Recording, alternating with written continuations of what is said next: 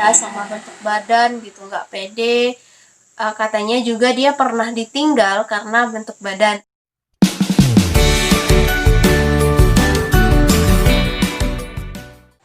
Assalamualaikum semuanya, selamat datang kembali di YouTube channel aku, Yuni. Di video kali ini aku mau share ke kalian tentang kisah pribadi atau kisah nyata seseorang yang diet sampai menyiksa diri. Dan aku akan bagikan tips ke kalian, tips diet tanpa tersiksa. Simak videonya sampai habis ya. Banyak orang yang ingin mendambakan berat badan ideal, tapi cara yang ditempuh itu dengan cara instan atau cara ekstrim atau dengan cara sampai menyiksa tubuh sendiri. Jadi diet itu sering dikatakan harus kurus. Nah, dengan kisah pribadi, aku pernah melihat story dari Instagram Tria Galeri. Kalian pasti tahu sendiri Instagram ini. Dan aku sudah meminta izin untuk membagikan kisahnya. Jadi kalian bisa ambil hikmah dari pengalaman pribadi Mbak Tria ya. Nah, kalian juga bisa follow Instagramnya. Di situ banyak kartun-kartun muslimah atau kartun tentang suami istri. Jadi kartunnya tuh cantik dan unik serta kata-katanya tuh bisa memotivasi kita. Jadi aku pengen bagiin kisahnya. Nah, kisah yang pertama itu yaitu katanya, jujur, saya insecure sama yang namanya bentuk badan. Kenapa? Karena dulu punya pengalaman buruk sama bentuk badan. Gembrot, gendut, gak pura jalan, ginuk, bahkan sampai ditinggal karena berat badan. Tapi beberapa hari ini saya belajar sesuatu, bahwa tubuh ini titipan Allah. Tugas kita adalah menjaga dengan baik.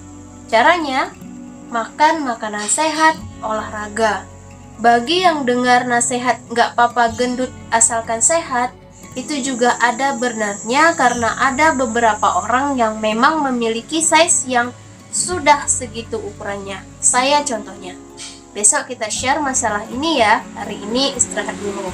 Jadi saya ngelihat story ini malam hari, Mbak Tria ini insecure. Jadi insecure itu nggak percaya ya sama bentuk badan gitu, nggak pede. Katanya juga dia pernah ditinggal karena bentuk badan. Ayo, siapa yang di sini punya pengalaman ditinggal seseorang karena bentuk badan fisik? Saya juga banyak mendengar kisah curhat dari teman-teman. Ada nih kisahnya teman saya, dia diberikan target sama calonnya untuk menurunkan berat badan sampai 40 kilo. Tapi setelah berhasil diet instan sampai dia menyiksa diri sampai masuk rumah sakit, tapi malah calonnya itu menikah sama temannya sendiri. Sedih banget ya. Jadi karena kita bentuk badannya berlebih, sering ya ada panggilan-panggilan lucu menurut orang, tapi itu sedih banget, ngena banget di hati kita gitu. Misalnya kalau ada orang berat badan berlebih itu kayak Mbak Tria ini dipanggilnya, hei gembrot, hei gendut, hei gak pura jalan, hei ginuk. Bahkan orang tuh manggil kayak kita gajah, badak, pokoknya kayak apa aja omongan orang dengan sebutan-sebutan yang menurut mereka kalau kita mempunyai berat badan berlebih itu ada lucunya, ada gemesnya gitu. Padahal mereka nggak tahu apa isi hati kita. Jadi gara-gara inilah yang membuat kita tuh insecure gitu. Seharusnya kita sebagai perempuan jangan insecure ya teman-teman. Mulai saat ini cintai tubuh kita, bersyukur. Jadi mari kita lanjut kisah dari Mbak Tria ya. Jujur katanya, saya insecure sama badan sendiri. Saya adalah seorang manusia yang paling gak bersyukur sama bentuk badan sendiri. Saya berasal dari keturunan ayah dan ibu yang bertubuh plus size, dan sampai pernah dalam posisi plus size sampai lebih dari 70 kilo waktu kuliah. Karena saya pernah patah hati di saat badan lagi besar-besarnya, saya merasa bahwa saya ditinggalin karena saya tampil tidak menarik. Lemak di mana-mana, no skincare, jerawatan pula. Sampai akhirnya waktu itu saya memutuskan untuk diet selama 2 tahun untuk menurunkan berat badan. Nah, dari kisah Mbak Tria, dia nggak bersyukur ya sama bentuk badannya, katanya dia insecure awalnya. Dan karena merasa dia nggak menarik dari bentuk badannya, dia akhirnya memutuskan diet. Dan memutuskan dietnya selama 2 tahun loh guys, lama loh, selama 2 tahun. Jadi jangan memutuskan diet dalam 1 bulan. Terus lanjut ya kisahnya. Dietnya gimana? Saya melakukan banyak cara, nyobain, ngurangin karbo, bahkan pernah nggak makan nasi sama sekali. Bahkan waktu puasa pun pernah cuma makan sayur tanpa nasi. Saya barengi olahraga juga, kayak jogging atau sepedahan. Diet tuh nggak enak, apalagi yang nggak sehat. Gimana bisa tahu dietnya sehat atau enggak? Kalau menurut saya sih, kalau diet itu bikin kita jadi sering sakit, imun tubuhnya turun, berarti dietnya nggak sehat. Jatuhnya jadi kayak nyiksa diri sendiri ya kan? Dan itu saya alami selama 2 tahun. Tapi semua saya jalani, yang penting saya kurus. Itu pikiran saya waktu itu.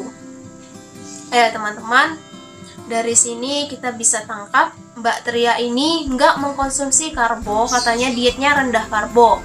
Pokoknya makan super sedikit, intinya dia hanya pengen kurus. Padahal statement itu salah ya teman-teman. Diet bukan identik sama kurus. Jadi kalau kita diet untuk kurus, ya kita fokus aja ingin kurus, nggak memperhatikan lagi kesehatan. Makanya saya sering bilang, dietlah secara fleksibel atau dietlah dengan menerapkan pola gizi seimbang. Bukan hanya untuk kurus, melainkan kita diet itu untuk kesehatan. Jangan sampai seperti kisah kalian seperti Mbak Tria ya, menyiksa tubuh, terus olahraganya ekstrim, terus makannya jangan juga sedikit. Karena niatnya terlalu besar, ingin menguruskan berat badan, dia tetap melakukan itu, nggak peduli tubuhnya sakit atau tidak. Mari kita lanjut kisah selanjutnya. Terus lanjut ya, diet nggak sehat, saya hentikan waktu berat badan jadi 45 kilo. Wow, dari 70 kiloan lebih jadi ke 45 kilo guys. Kebayang nggak kalian kurusnya gimana? Dalam 2 tahun loh, gak makan nasi, bayangin apa yang terjadi dalam tubuh kita. Awalnya kirain jadi punya body goals gitu. Taunya malah jadi cungkring banget, kayak abis sakit gitu loh kurusnya, gak seger pokoknya. Akhirnya karena cukup sering sakit karena diet gak sehat tadi, sama dokter disarankan untuk menaikkan berat badan jadi 50 kilo. Makan makanan sehat, tetap makan nasi, untuk dirubah jadi tenaga dan tetap olahraga. Semenjak itu, saya ngerasa jauh lebih baik untuk nggak sering sakit karena rutin puasa Senin Kamis. Ternyata berat badan pun stabil. Tapi tetap saya jaga kayak no makan lebih dari jam 7 malam dan anti tiduran setelah makan. Nah, dari 70-an kilo ke 45 kilo, terus katanya sering sakit. Akhirnya dia ke dokter, disaranin dokter untuk malah menaikkan berat badan teman-teman. Jadi bukan kunci berhasil diet itu kalau kita nggak makan nasi atau sama sekali, dan kita itu makan super sedikit, bukan jaminan bisa turun berat badan. Untuk apa sih kita kurus tapi kelihatan cungkring kayak yang diceritain Mbak Tria ini? Kita tuh kurus tapi kelihatan wajah nggak fresh, kayak kelihatan orang habis sakit. Emang mau ya diet kayak gitu? Apalagi beredar ya udah lama trennya diet tanpa nasi. Yang pernah ngelakuin diet ini, ayo ceritain gimana rasanya sekarang. Lanjut ya kisahnya. Jadi katanya sebelum menikah berat badan saya stay di angka 50. Tapi setelah nikah dan punya mamas yang suka makan, saya jadi sering gak kuat iman. Kegiatan kencan plus kulineran bareng, mamas bikin berat badan naik jadi 50 kilo. Dan semenjak hamil jadi 58 kilo, dan setelah keguguran berat badan belum turun lagi. Waktu tahu berat badan segitu auto panik, mulai insecure, duh jadi jelek, duh jadi gendut, duh gak indah. Sampai akhirnya saya memutuskan untuk diet lagi, tapi dengan cara yang kurang sehat. Nah, jadi Mbak Tria naik lagi nih berat badannya. Dia mulai insecure lagi nih. Jadi dia mulai diet lagi teman-teman. Pastikan kalian udah pernah diet, gagal, coba lagi diet karena nggak merasa, aduh berat badan aku tambah naik ya, aku mulai diet lagi deh, mulai diet yang nggak sehat. Jadi lanjut lagi ya, diet yang nggak sehatnya gimana? Saya cuma makan 2 kali sehari, makan nggak teratur, tapi tetap nggak jaga asupan apa yang dimakan. Makan sembarangan, kecut, pedas tetap masuk aja. Sering nahan lapar demi mengembalikan bentuk badan. Apalagi bayangan masa lalu ditinggal waktu besar-besarnya mulai muncul. Jadi makin semangat buat nyiksa diri sendiri demi mencapai sebuah predikat body goals. Aduh, sedih banget ya. Karena ingin body goals sampai nyiksa diri kita sendiri teman-teman. Mbak Tria ini makannya 2 kali nggak teratur. Maksudnya misalnya dia cuma makan tuh 2 kali, tapi di luar jam makan dia makannya sembarangan gitu. Yang seolah-olah saya paham, seolah-olah artinya makan sedikit, tapi di luar itu sembarangan, tetap makan pedas, makan apa tetap masuk. Jadi dia mulai semangat untuk menyiksa diri sendiri demi predikat body goals. Lanjut ya, bagaimana diet yang Mbak Tria ini jalani. Seminggu mual muntah, nafsu makan beneran hilang, sampai ngap, apa-apa nggak enak. Ke puskesmas sudah, ke poli penyakit dalam sudah. Karena nggak berani bolak-balik masuk rumah sakit di Surabaya, akhirnya saya dirawat di rumah sakit di Mojokerto. Berulang kali saya elus perut sambil minta maaf. Maaf ya perut, selama ini aku zalim. Insya Allah sekarang aku ndak gitu lagi. Ayo sembuh sama-sama ya perut, biar bisa sehat lagi, biar bisa makan normal lagi. Saya paham, saya salah. Allah nitipin tubuh ini tuh buat dijaga.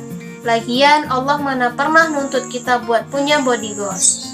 Lagian ada beberapa orang yang memang dikaruniai sama bentuk badan yang nggak makan aja gendut. Saya contohnya. Tapi dari situ Allah ngasih tunjuk, gak apa-apa, yang penting sudah dijaga dengan baik. Yang penting tetap hidup sehat, itu sudah lebih dari cukup. Nah, dia sampai masuk rumah sakit loh teman-teman.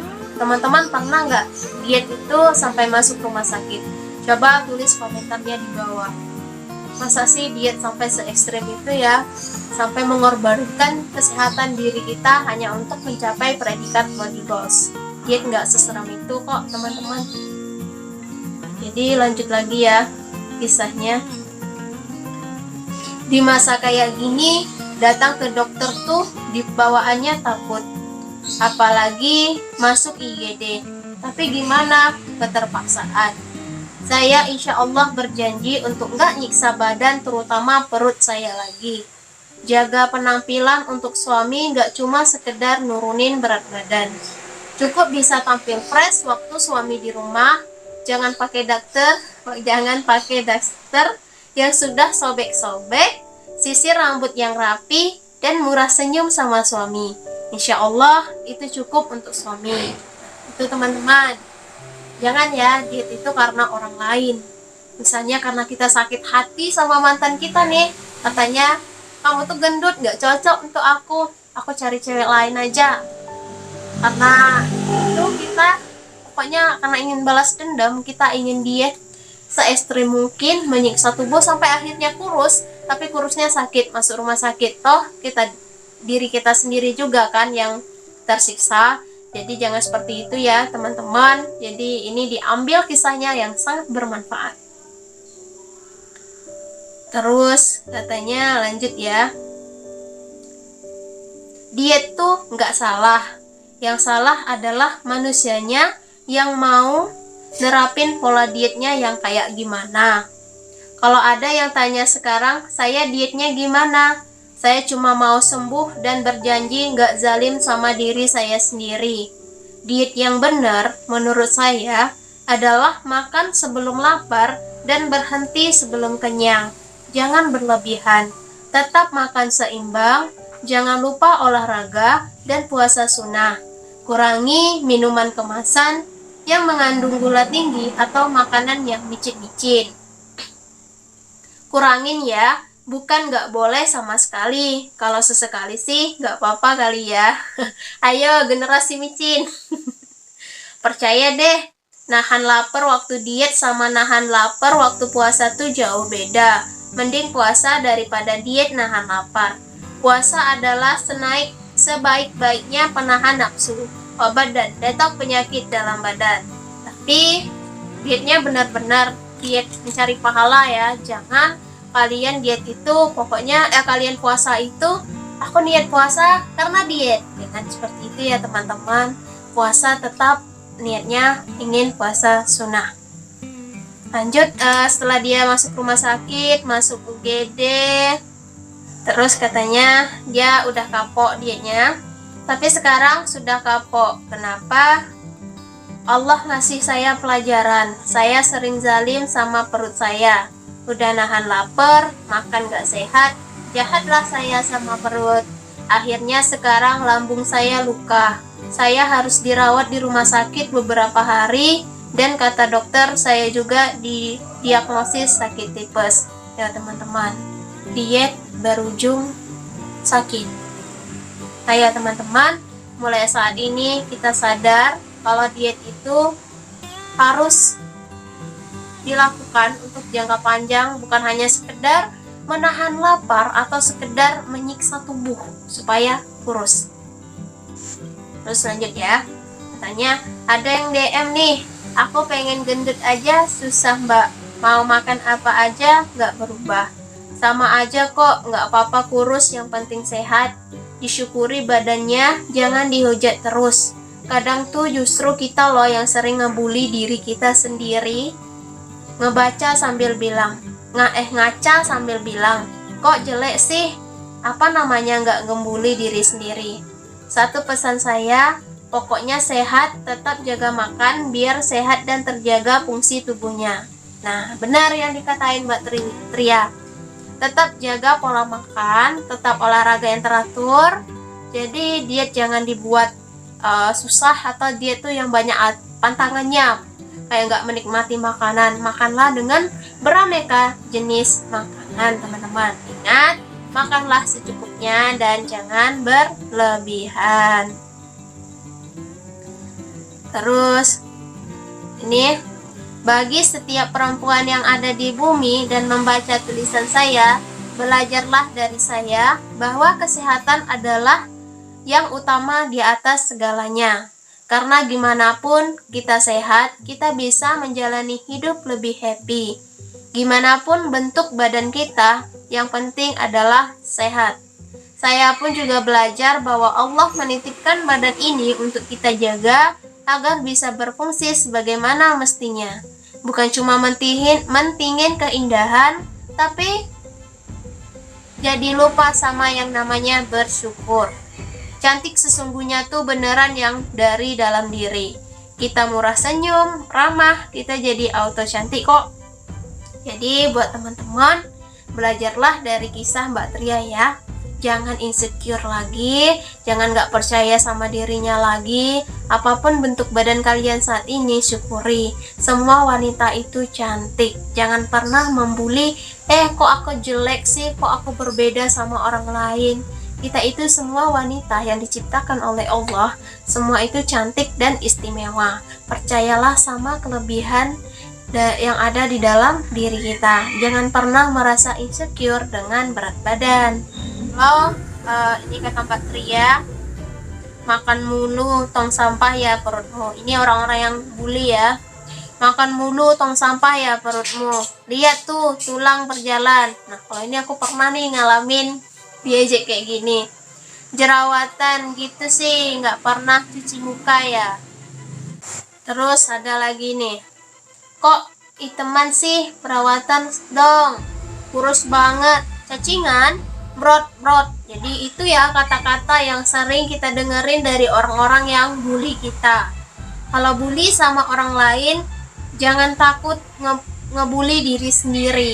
Kadang sering ngaca sambil bilang, iya ya, kok aku gini ya, pakai nada yang kurang bersyukur. Yuk sekarang cintai diri sendiri, jangan malah ikut bully. Siapa yang sayang sama diri ini kalau enggak diri sendiri? Hiduplah dengan baik, hidup dengan sehat. Rawat semampunya, seperlunya. Bikin diri sendiri happy dengan cara yang baik dan benar. Jangan sampai zalim sama diri sendiri. Nah, teman-teman, jangan dengarkan bulian orang, apalagi kita tambah dengan bully dari kata-kata kita sendiri. Orang yang bully kita aja kita marah. Kalau kita tambah lagi dengan bulian kita, ya tambah kita insecure ya teman-teman. Jadi kisah Mbak Tria ini sangat bisa kalian jadikan contoh untuk diet tidak menyiksa diri. Sebagai seorang perempuan, pada umumnya saya sebenarnya sering ngerasa nggak pede sama badan sendiri. Kayaknya hal ini dialami juga sama banyak orang. Tapi semoga dari pengalaman saya ini, teman-teman bisa belajar akan sesuatu. Itu kisah Mbak Tria. Jadi aku bakalan kasih tips ke kalian, tips diet tanpa menyiksa. Belajar dari kisah Mbak Tria, dari awalnya dia itu seorang yang bertubuh plus size, berasal dari keturunan ya, genetik, gendut karena genetik. Ada yang nanya, Mbak, kalau gendut karena faktor keturunan bisa diet nggak sih? Bisa dong. Jadi jangan dijadikan itu sebagai alasan. Nah, balik lagi ke kisah Mbak Tria. Karena ditinggal pas sayang-sayangnya, memutuskan diet ekstrim dengan memangkas karbohidrat dan tidak mengkonsumsi karbohidrat sama sekali. Tipsnya yang pertama, jadikan diet itu adalah mengatur pola makan. Bukan berarti diet itu tidak makan, sedikit makan, atau hanya berfokus untuk kurus saja. Jadikan diet itu mengatur apa yang kita makan, apa yang kita minum, kita yang mengatur, bukan orang lain. Bukan berarti kita ikut-ikutan diet. Kamu kurus 10 kilo dalam 1 minggu, bagaimana caranya? Caranya, aku nggak makan nasi, aku makan super sedikit. Padahal diet nggak seperti itu ya teman-teman. Dietlah sefleksibel mungkin. Pahami tentang pedoman gizi seimbang, apa yang dibutuhkan tubuh, dan pikirkan apa yang dibutuhkan oleh mulut. Kayak misalnya makan sayur itu kan dibutuhkan oleh tubuh, tetapi kita malah milih makanan yang hanya dibutuhkan oleh mulut, kayak Thai tea, kayak snack. Jadi bijaklah dalam memilih makanan teman-teman. Ingat, gendut itu perlu proses. Begitu juga dengan halnya menurunkan berat badan. Fokuslah untuk kesehatan dan janganlah diet sampai menyiksa diri. Tips yang kedua yaitu jangan membandingkan diri kita dengan orang lain. Kita berbeda, kita tak sama. Setiap orang mempunyai kelebihan dan kekurangan masing-masing. Jangan karena terlalu insecure kita sampai menyiksa diri kita karena diet ingin mendapat predikat body goals. Pilihlah diet yang bikin kamu nyaman dan se-enjoy mungkin. Tips yang ketiga, berolahragalah sebagai bentuk untuk mencintai tubuh. Jangan menganggap olahraga itu harus kurus. Bukan begitu ya teman-teman. Olahraga itu untuk kebugaran, untuk seluruh tubuh. Jangan karena kita sudah berolahraga, kok aku nggak kurus-kurus ya? Ya udahlah, aku nggak mau olahraga lagi. Padahal banyak manfaat dari olahraga. Dan tips yang terakhir, kamu itu adalah wanita hebat.